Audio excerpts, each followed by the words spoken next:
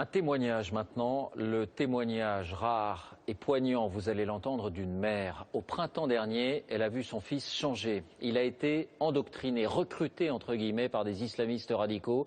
Dans la foulée, à 19 ans seulement, il est parti en Syrie. Elle vient d'être informée de sa mort. Chaque année, des dizaines, peut-être même des centaines de Français et de Belges sont ainsi enlevés en quelque sorte à leur famille. Voici ce récit exclusif. Il est recueilli par François Baudonnet et Hervé Verloès à Bruxelles. C'est la dernière photo de son fils.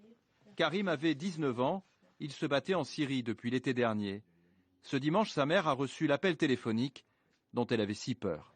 On vous félicite, votre fils est mort en martyr, que Dieu lui ouvre les portes du paradis, et il a raccroché.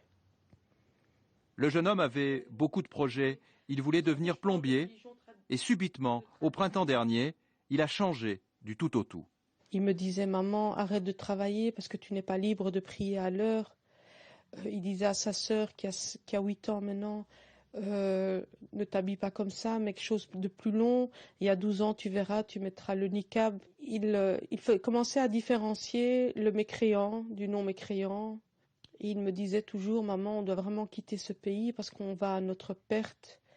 La démocratie, c'est pas bien, c'est haram, c'est péché.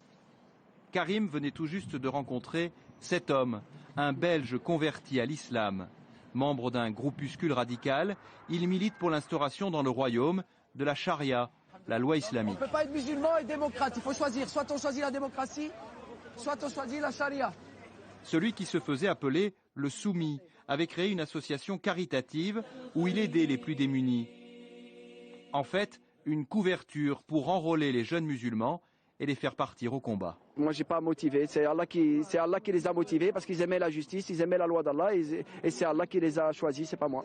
En début de semaine, il a été arrêté par la section antiterroriste de la police belge. La mère du jeune homme tué en Syrie avait porté plainte contre lui pour incitation au meurtre et au suicide. C'est quelqu'un qui a énormément de sang sur les mains.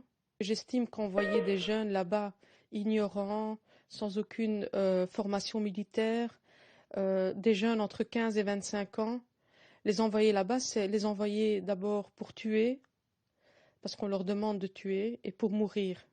Je me dis, on a élevé notre enfant 19 ans et quelqu'un en 2 mois nous l'a kidnappé, nous l'a pris. Alors a-t-elle commis des fautes dans l'éducation de son fils?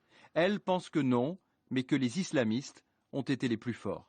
Pour nos jeunes, la religion musulmane, c'est une religion de joie, de paix, de fête. Et des gens comme Jean-Louis Le Soumis remettent tout ça en question. Pour eux, comme il le dit, l'islam n'est pas que amour et paix. L'islam est justice. Mais justice par rapport à quoi?